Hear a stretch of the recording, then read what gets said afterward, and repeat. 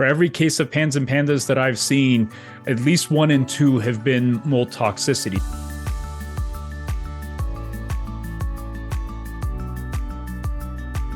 Hello, everyone. My name is Kendra Seymour, and I want to welcome you back to the 2023 Change the Air Foundation Summit. Today, I'm joined by Dr. Pejman Katiraei, and he's going to be talking to us about the mold epidemic in pediatric health. Now, this is a topic that's near and dear to me because it was actually my children's declining health that first started us down this path to understanding how our environment can really impact our health. And I have met thousands of parents across the country, across the world, who have found themselves asking some of these same questions about if their environment, if their home, if their children's school is playing a part in what they're seeing in the health of their loved ones. So thank you so much for joining us today. Oh, my pleasure. My pleasure. Thank you for having me, and thank you for creating this space where we can share information and hopefully help a lot of people figure out what's going on and be healthier. Absolutely. But I know they want to hear from you and not from me. So I'm just going to let you jump right into it because our biggest challenge today would be sticking to the time frame because there's so much good information you have. All right, let's do it. Let's do it. Let's get this up. So how do mycotoxins and molds impact children, and what has been my experience? And just as a quick backdrop, really, I had no idea 5 years ago how much mold toxicity would be impactful to the lives and health of the children that I serve. And over the last 5 years, my eyes have been opened so much that really out of necessity, I've learned to become, at least semi-competent in understanding mold and mold toxicity. And everything you see over here has really been a journey to better understand why children struggle with the challenges they do. And one of the fundamental things that I see and what I share with families is that mold toxins ultimately create a space, a physiological space where children just don't feel well. And whether you look at it from the angle of anxiety or ADHD, or these kids that are just tired, these kids that are just irritable and they're constantly having meltdowns and they're constantly reacting, the kids that don't grow, all of these are ultimately a potential sign that there's mycotoxin exposure. And in my experience, a disturbingly large amount of what we call ADHD, possibly autism, for sure pans and pandas, for every case of pans and pandas that I've seen, at least 1 in 2 have been mold toxicity. So these kids with intense anxiety, neuroinflammation, weird physical findings where they're urinating all the time, their sleep is disrupted, their appetites are disrupted. I have seen mold toxicity do all of this. You show me a child that has severe allergies, the kids that end up in the emergency room with asthma exacerbation, and at least 1 out of 2 times, I'll show you a kid that has had exposure to mycotoxins driving that. So this conversation isn't just a tiny little conversation. It as a pediatrician, it has me terrified. Because not just because of what's happening, but how often we're missing it and how much we can do to prevent this if we get smart enough to understand these linkages and then understand how to mitigate the exposure. This is a published study from about 20 years ago now that did show that there is a correlation between some of the things that we see in children and mold toxicity. So this isn't just my observations. There is actual published scientific information out there. And while we're not going to touch on all of these things, what I want to highlight over here is how many physiological systems in children get disrupted, because it's not just one thing. It's not just the gastrointestinal tract. It's not just the immune system. It's not just the mitochondria. Multiple systems get hit at the same time. And part of what is so concerning to be about mycotoxins is that they essentially cause dysregulation in multiple areas at the same time, which is why they're so capable of causing disease states that we see. So how common is it? Well, I'm sure some of this is already news to you or not news to you. It's very common, right? Mycotoxin exposure isn't something rare. If you live in an arid place like California, at least 1 in 10 homes have this. If you are living in other regions where humidity levels are higher, these rates climb up to potentially 40, 50%. If you're someone who is lived in an area that has been stricken by flooding, all of a sudden those rates go through the roof, with 1 in 5 homes having severe contamination. And this is part of, these are the things that have me stay up at night, thinking how many poor kids, how many poor families are living in mold, and they just have no idea. And there are studies that have come out that suggest that in areas that are flooded, like part of Louisiana, that rates of autism actually go up 2 to 3-fold in those regions that are affected by flooding. So this conversation is expansive and it's significant. And the more we talk about it, the more we learn about it, hopefully the more we can do to actually prevent it and treat it. How does it happen? Really, really simple. Again, I'm sure all of this has been discussed. You add water to drywall, you get mold. Drywall, the paper that is lining the drywall has mold spores embedded in it. It comes from trees. Trees have spores. You add water to spores, they get moldy. But it's not just the environment, right? You also have mold toxins coming in through the food supply. So essentially, you have some amount of burden that is there in the body, and then you add to that the environmental exposure, and that's when problems arise. This is the part that really bothers me, because, if these mycotoxins just would kind of flow through us and it wasn't a big deal, then I probably wouldn't be here. Mycotoxins have been shown to go through the placenta. Mycotoxins have been shown to concentrate in the breast milk. And as a pediatrician, what I lose sleep over is what happens to that poor infant, that poor fetus that hasn't even been born, where they are exposed to these mycotoxins in utero as their organ systems are developing, as their immune system is priming itself, as their gastrointestinal tract is developing, as their microbiome starts forming once they are born. What happens as all of these key systems start developing and maturing, but then there's this mycotoxin sitting there, either already in their system in utero, and now this baby is born, and now every time mom comes to breastfeed, they're passing a dose of mycotoxins to the baby. We don't have the answers to this, but as you start thinking about what it can do, you realize how significant this conversation becomes. And the reality in today's world is, I wish it was just, we had mycotoxins and that was the end of the story. If that was the case, the conversation would be relatively more simple. The reality is, we are all exposed to plastics. We're all exposed to chemicals. We're all exposed to pesticides. Like, even if you eat organic foods, you're still getting exposed to some amount of pesticide.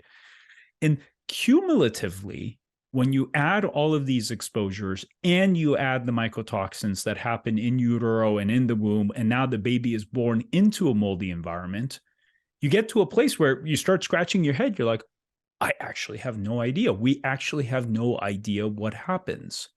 What I can tell you from my observations and the research and studies that I have done is that this exposure is probably more significant than we realize. And again, potentially upwards of half of what we call autism, in my experience, a significant percent of ADHD, a significant percent of PANS and PANDAS, failure to thrive, other diseases may be partially explained, if not fully explained, by this conversation.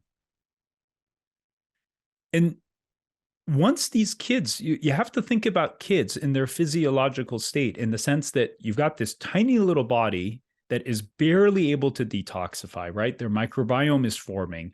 And when all of this exposure is happening, these poor babies probably lose the ability to handle that kind of exposure. So now the question becomes, okay, like, all of that is fine and great. And yes, maybe this all happens, but what does it do? What do these mycotoxins do, and how are they impacting kids as a result of that? So that's what we're going to talk about. First and foremost, the mycotoxins, these mold toxins, are profoundly capable of disrupting the mitochondria. What are the mitochondria? The mitochondria are basically our energy production plants, right? They're the generators that take food in, they take fuel in and spit out electricity, which is ATP. ATP is the current of life, right? It is the energy of life. It is what gives us vitality. It's what gives us the ability to function. And every organ system in our body, the brain, the liver, the gastrointestinal tract, every single organ system depends on this energy. And when you stand back from a very simplistic perspective and you look at these poor kids that have been affected, how do they show up?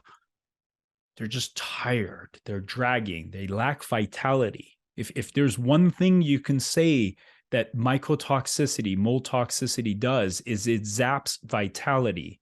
And when you look at these children, the thing that you see in them is that their vitality is down. It's lacking. It's low. And that's because of what these mold toxins do to the mitochondria.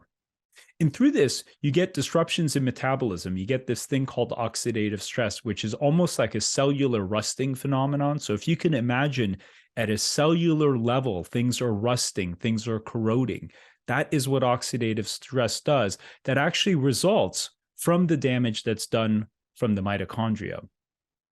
What's troubling is it's not just that they disrupt the mitochondria, they actually disrupt the repair mechanisms that the mitochondria use to fix themselves, which is where a lot of this damage ultimately comes from and a lot of the harm results from. It's the mitochondria take a hit, they also take a hit in their ability to repair themselves. Now, why is this important, you ask? Like, okay, great. Like, yeah, they lack vitality, but is that all? No. The most sensitive organ in the body that is dependent on energy production is the brain. We all know that, right? The brain per gram of mass is the most energy hungry organ in the body.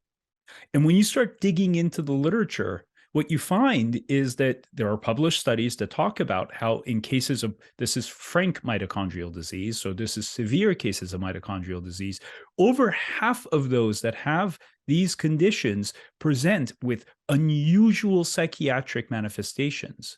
And it makes sense, right? If the brain lacks the energy to do what it does, ultimately these cells ultimately fail to do what they need to do. And it would make sense that ultimately the brain would start glitching and you would get unusual manifestations.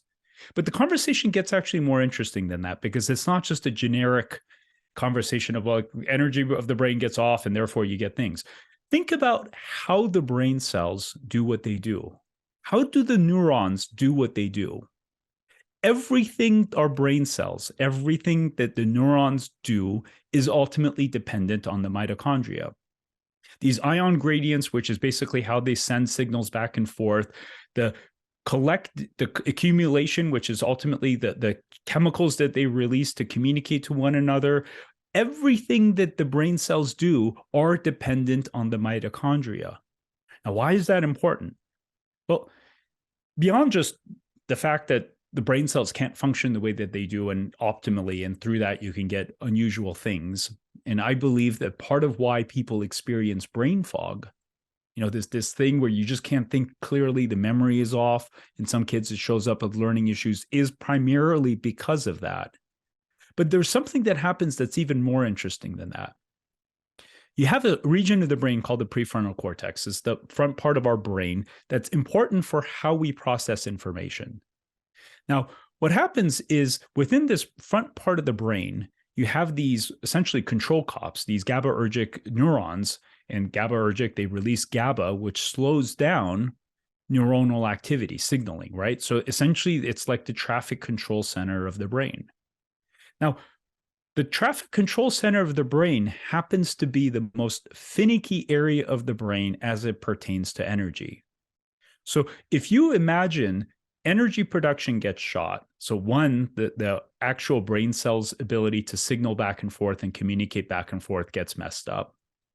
But now all of a sudden, the traffic control center of the brain has gone to sleep. It's lacking energy. So now the traffic control center of the brain is suddenly no longer functioning at the optimal level. You start seeing this very fascinating thing, which is what they say is impairment of complex information processing. What the heck is that, right? Complex information processing is sensory information processing. It's ultimately how our brains take information from the outside world, right? Sight, sound, all of the information that comes in, and ultimately organize it in a way that we can effectively process. Imagine what happens if that gets disrupted. That sounds a lot like ADHD, right? That sounds a lot like learning disabilities. It sounds a lot like autism, right? These poor kids, I can't handle the world. I can't handle the world. The kids that are just all over the place. Impairment in complex information processing. Why I believe that a significant amount of what we call ADHD is actually an exposure to mycotoxins is because of this very thing.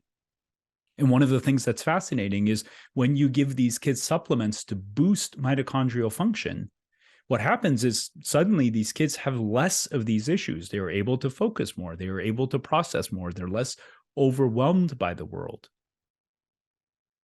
And this is to demonstrate the fact that there are studies that suggest that errors in this complex information processing has been found in individuals who have autism spectrum and schizophrenia. So these connections are real. These are not just hypothetical, ideological things that we're looking at. These are real things that are happening all the time when you start looking at it. The damage that happens to the brain cells actually goes a little bit beyond that. You can get actual damage to the cells. So apoptosis is basically cellular death. You can get changes in neuroplasticity. And when you look at some of these specific things, this is actually something that happens often in autism. A lot of these things have been described in autism. But there's more. I wish that was it. I wish that was the only thing that happens, but it's actually not. It turns out that you get massive disruptions to the immune system. There are these things called inflammasomes. And if you were to consider A to Z process of everything from genetic, the reading of genes to the point where those proteins are now activated and behaving, that's essentially in a very simple form. And I'm a simple guy. I like to understand things in a simple way. If you were to say, what is an inflammasome? It's basically that A to Z process. Mycotoxins disrupt this A to Z process of ultimately how the immune system is shaped and formed from the genetic level on up. The sad part, and this is the part that irks me as a pediatrician, when you look at animal studies, we don't know in humans, but in animal studies, when they do mean things like they take mycotoxins and inject it into a pregnant pig, and then they look to see what happened in the piglets, they find that moms who were exposed to mycotoxins ended up birthing piglets who had abnormalities in the immune system long after that mycotoxin was exposed or injected into the mother. When you look at things like what happens to children with autism, for instance, not only do moms have abnormal immune systems, the children are born with abnormal immune systems. And in fact, if you are a mom whose immune system is abnormal in certain ways, or you have higher rates of allergies, and we'll touch on that, your risk of having a child with autism is increased 2 to 3-fold. 2 to 3-fold higher risk of autism if you have these findings. This one study is talking about the significant long-term implications in the offspring, such as ultimately these kids going on to develop allergies or other things like that. And one of the most important things to realize is that it doesn't take a whole lot to do this. One of the fundamental errors that a lot of people make on the outside of our community is like, oh, mold toxins in small amounts don't cause any harm. If you have a little bit of mold in your home, it's not a big deal because that can cause harm. There are studies that clearly demonstrate that non-cytotoxic concentrations, small concentrations of these various toxins are enough to change various parts of the human immune system and other organ system functioning. The microbiome is another area that takes a hit. Where does penicillin come from? Where do most of our antibiotics come from? They came from molds, right? Penicillin came from penicillium. It's a type of mold. When you look at most of our antibiotics, we actually have derived them from mold. Imagine a body that is constantly every day getting a small dose of antibiotic year-round, day after day, especially if that body is of a little child. Now, it's not just the good bacteria that get altered. When the good bacteria get altered, when the microbiome starts changing, that starts creating a scenario for other bad things to happen. I've had so many patients that came in, they're like, my kid was fine, had a little diarrhea, had a little bit of this, got a dose of amoxicillin, and then horrendous eczema showed up, or all of a sudden he started developing signs of autism, or my kid developed this condition or that condition. I've heard this so many times. This was a sign that the microbiome was already barely hanging on by threads. And then we gave a dose of amoxicillin because the kid has an ear infection, and whatever remnant of a healthy microbiome that was there is wiped out. And all of a sudden you get a big mess, such as fungal overgrowth. And that one line at the very end is something that I think should not be overlooked. Our gut bacteria, or the absence of, may be involved in the development of mold toxicity. So when these bacteria are harmed, when they are wiped out, our ability to potentially secrete these toxins in the stool and out of the body actually could be altered as a result. And this set of slides is to demonstrate what happens to other things such as candida when the gut is altered. So when the microbiome is disrupted and when the gut immune system is disrupted, things like candida that generally don't cause problems suddenly start becoming a big problem, which then start flaring and causing a host of other things. It's not just the microbiome, it's not just the mitochondria, it's not just the immune system. The gastrointestinal tract as a whole takes a hit. Years ago, I couldn't figure out why so many kids that I was taking care of just could not heal their guts. And we were doing elimination diets and probiotics and this and that, and nothing helped. It turns out that the glue that helps keep the gut integrity, these zonulin, inulin, zonulin, and tight junction proteins, the glue that helps stick the gut cells together, actually gets destroyed when there's exposure to mycotoxins. So imagine all of a sudden these mycotoxins are basically wiping out the glue, and now the cells are no longer stuck together. That's leaky gut. And this is what we see. We see ultimately alterations in the gut integrity, and we ultimately get alterations in how the gut functions. And through that, we start getting a problem with all kinds of gastrointestinal tract and systemic related diseases. And that blue box, again, is to highlight it doesn't take a whole lot. Small amounts of mycotoxins over time are sufficient to start causing problems. Why do we get food allergies? Why do so many people have 1,000 food allergies or 1,000 food sensitivities? Because of the fact that the gut integrity is compromised. And that ultimately is part of where all of this comes from. And this is something that I see commonly. People come in and are like, yeah, I'm allergic to half the world. I'm allergic to more foods than I'm not, and I can eat 4 foods and everything else causes me to react. This is the reason why. Part of where other issues arise is mycotoxins also start disrupting the microvilli, these little antennae that go out that absorb nutrients. So when you look at disruption of the microbiome, disruption of the gastrointestinal tract, disruption of these microvilli, all of a sudden you see why something like failure to thrive, these poor kids that just could not grow for the life of them, become more real. And this is just a study that shows different kinds of deficiencies that show up. And one of my telltale signs that a child may have mold toxicity is if their zinc levels or iron levels are basically bottomed out. And there's some of you moms that are listening where you don't understand why your iron levels never go up. Here's the reason why. Minerals do not absorb through the gastrointestinal tract when mycotoxins are present because of the disruption in absorption that they cause. We're going to skip this. And part of what I just want to touch on is also what these mycotoxins can do in terms of gastrointestinal disease. This is a study that's talking about how if you disrupt enough processes within the gut, inflammatory bowel disease can show up. And when you look at why does inflammatory bowel disease show up? Why do these severe gastrointestinal tract problems show up? Mycotoxins could be one reason. Here's one thing that I find really interesting. What mycotoxins do in terms of the allergy front. Now, what has been demonstrated in the literature is that asthma, allergies, and atopic dermatitis, eczema are something that's actually fairly common. with mold exposure. What some people don't entirely understand is what mold and mold toxins do to specifically the part of the immune system called the mast cells. Now, I'm sure a lot of you have heard of mast cell activation syndrome and mast cell activity and some of the things that are associated with that.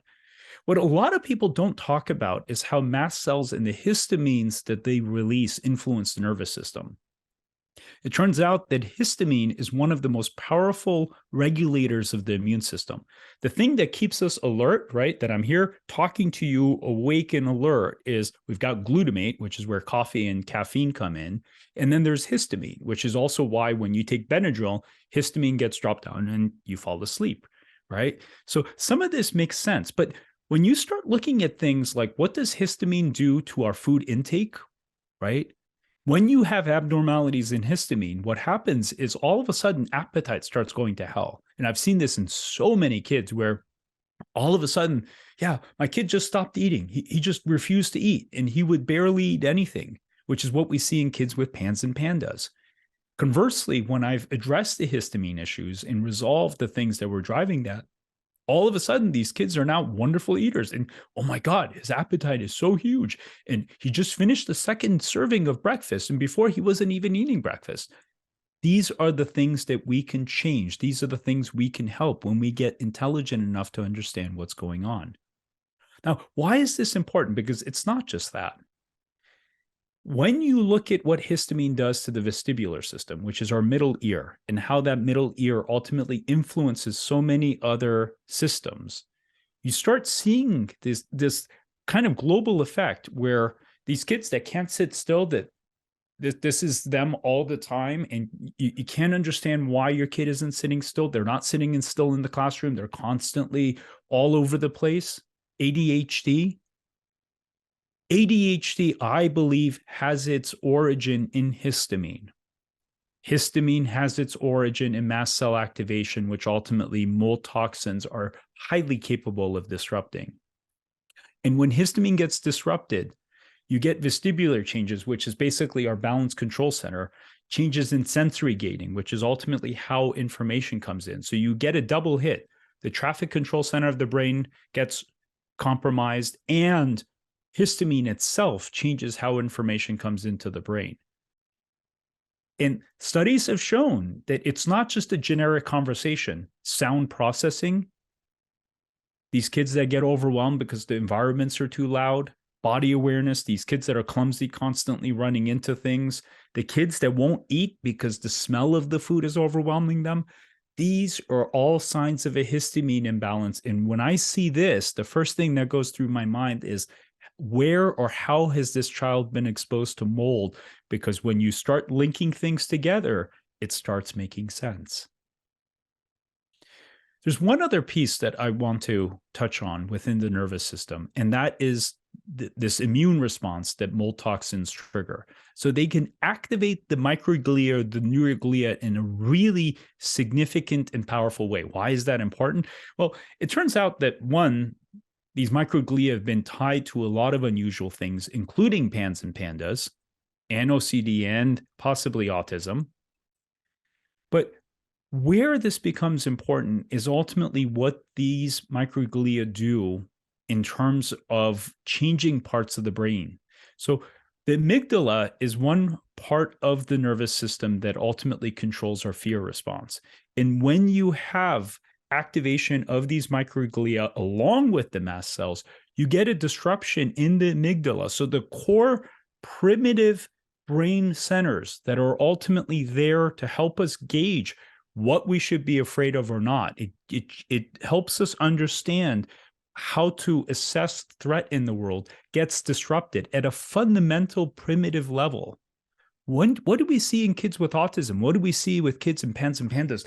Everything is causing them to have this remarkable reaction where they feel threatened by everything under the sun. This is part of potentially mold toxicity. And you get unusual things that I touched on earlier in addition to that. Changes in working memory. So kids having struggles learning math, attention problems, executive functioning, memory issues, et cetera, et cetera. Why this is also so important, is we could prevent all of this. We could reverse. And I've had hundreds of kids that did not have any executive functioning. Parents had to literally sit with them and walk them through how to do a homework assignment. They could not even put on their own clothes. And 4 to 6 months later, the kid is doing all of it on their own, to the point where their parent is like, I don't even recognize my son. I can't believe that he is doing all of these things on their own. This is the beautiful part of this conversation. We have the ability to change this for all of these kids, and frankly, for many adults, and give them their lives back, give them their ability to succeed and thrive in life, if we can just get to a place of having the understanding and wherewithal to see how this all comes together. One of the final things that I want to share is another telltale sign of when I become concerned of mold toxicity is these kids that have weird motor tics, where they're just ticking and we don't understand why. Some of these kids have abnormal EEGs. Mold toxins can trigger all of these changes. So you've got the kid that has some sensory issues and they have some motor tics, plus or minus a change on EEG. We have to think about mold toxicity because they could do all of these things. And this is the beautiful part of this conversation. This is the part that has me excited about being here and having these conversations and sharing this information, because we have the opportunity to make such a difference.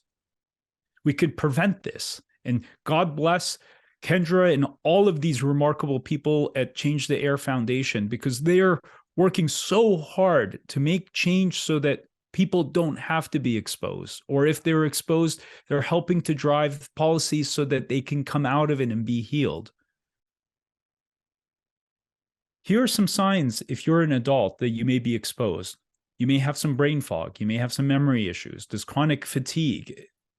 And then on top of that, weird other aches and pains. But those two things in particular to me stand out the most. Adults are like, yeah, I just thought I'm a busy mom and I've got 2 kids and I'm just exhausted all the time because of my kids. And yeah, my memory over the last 3 months has just gone to hell. And I can barely remember my own phone number. If you are having these things, start paying attention, because we could prevent this. We could reverse this. Working with the right practitioner, you could actually make change. And here's some other signs, common signs that you could look at to see if this is happening to you.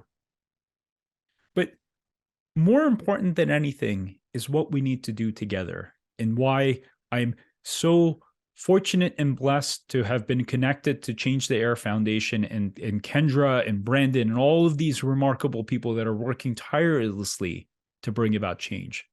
Because we need to become more aware. We need to do more research.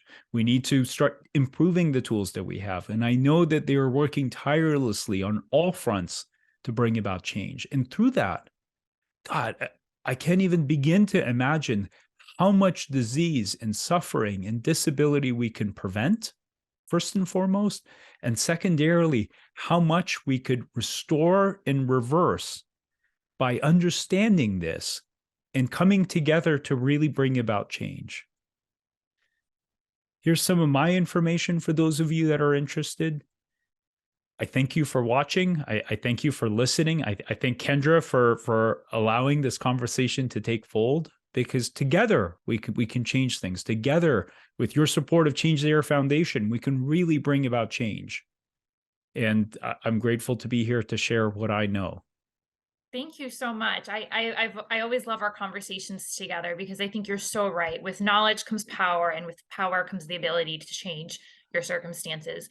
And if it's okay, I have a few follow-up questions. I know we're getting low on time, but one of the things I know many years ago when our journey first started, if I had only had someone connecting the dots or telling me that, the colic, the acid reflux, the failure to thrive, the eczema, the food allergies, the finicky nature, the sensory processing, the EDS, the everything we were diagnosed with.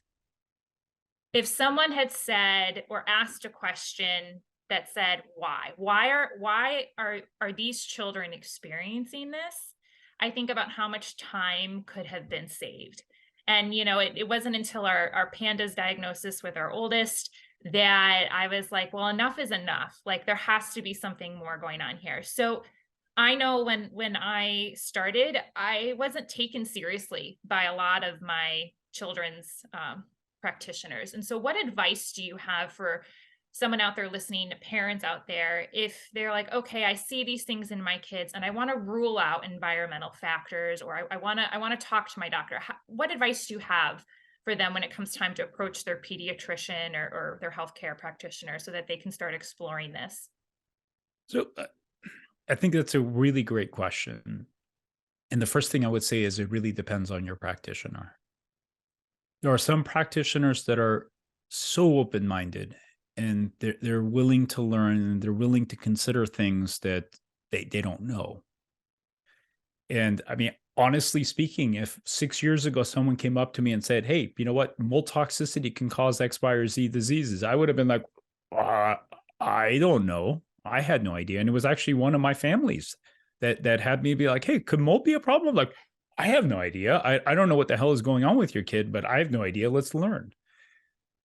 The other scenario is you have a provider that either they're so overwhelmed by what they have to do, or they're just really rigid in their way of thinking, where it's really hard for them to wrap their head around this possibility.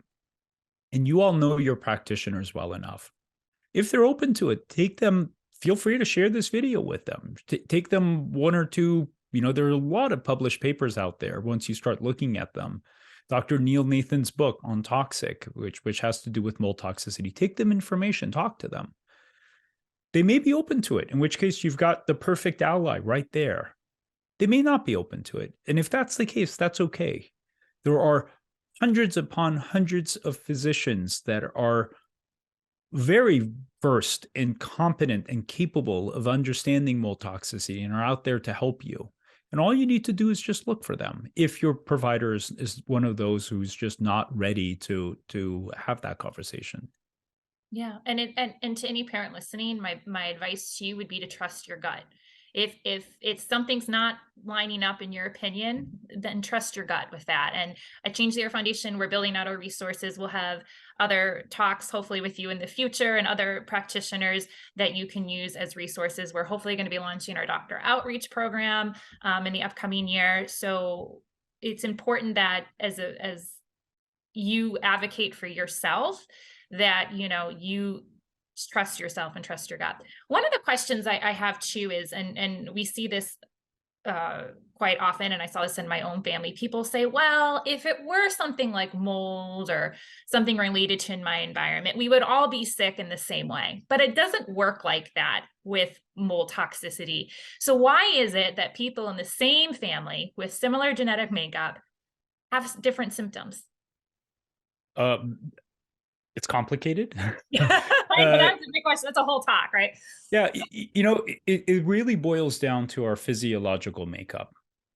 There are those who are constitutionally very solid.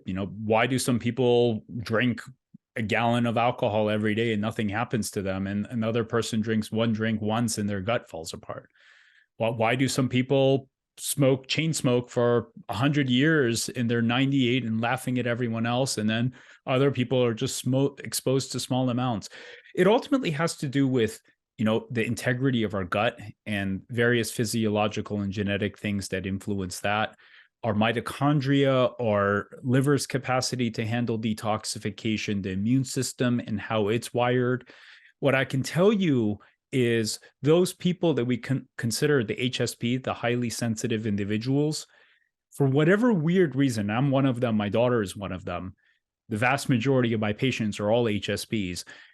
HSPs are physiologically wired differently. And when you look at the constitutional makeup of these individuals, for the most part, it's not 100% because there are plenty of mold impacted patients and people who are not. But if you look at as a whole, the propensity of these highly sensitive individuals to ultimately be impacted by mold is, in my observation, generally higher. And I think that has to do with a host of genetic and other physiological factors that make them physiologically more vulnerable. And to your point, generally speaking, only 1 in 4 people, at most 1 in 2, are affected. And what I see in my patients is usually there's one child who's really sick. There's one parent that's kind of not feeling well. Sometimes the parent is also really sick, but usually it's one person who's really sick, another person maybe kind of not feeling well, brain fog, fatigue, but otherwise okay. And then there's 1 or 2 people who like, there's nothing happening to them and you wouldn't even know there's anything going on. Yeah, I think that's what's challenging sometimes for people, because it's not like, oh, we all get the flu and we're all sick and we all have similar symptoms, or it's a little trickier than that. So it definitely requires more detective work. I know in our situation, I had one kid with one set of symptoms, the other kid completely different set of symptoms. And then I was told that I was just a tired mom, and my husband traveled 95% of the year, so he was never home. So, we kind of hit all the, ranges, so to speak. So just to kind of wrap things up, if there are healthcare practitioners listening, what message do you want to give them about what you're seeing in your practice and what you're seeing in the larger scale of the environment and the impact it has on our health? What would you tell them? I mean, I would start by just saying, stand back and just ask questions and just become curious. Say, why do these things happen in the children that I serve? And how can I explain what it is that's thing? Because as practitioners, we all see it.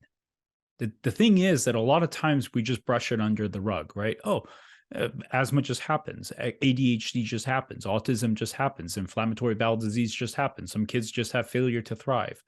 If you get to a point where you're willing to ask the hard questions rather than saying it just happens, like, why is this happening?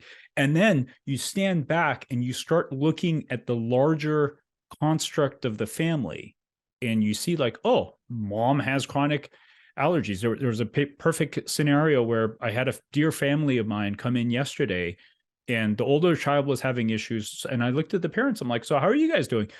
Yeah, I've had chronic allergies and sinus problems for the last 3 months nonstop. I'm like, oh, that's weird. Become curious, become open, start asking questions, and just allow yourself to start looking at what's there. When you do, you start seeing the things correlate, where it's not just the child has eczema. The child has eczema and asthma, and oh gosh, brother has some weird ADHD, and my God, mom is chronically tired and she's having a hard time get out of bed. As you start seeing these things and you stand back and saying, okay, how does this all come together? What could be causing all of this for everyone? And what is the one simple explanation that can explain everything, right? Occam's razor, the simplest, most clean explanation is typically the right explanation. And if you, not to say mold is everything for everyone by any means, but if you start looking at this and you start seeing the linkages, then asking like, maybe this is mold. Maybe this family is being affected by it. Let's find out how real that is. That's how we can make change. Yeah. Well, thank you. Thank you again so much for being here. I look forward to, I know we're going to do some more follow-up stuff and work together through Change Zero Foundation. So I'm excited for that. And for everyone listening, do us a favor. If you found this helpful, like, follow, and share us. Send this to a colleague, a friend, a family member. Help us raise awareness, because we really want to help you make that connection between your health and your home. Thank you so much, and we'll see you next time. Thank you.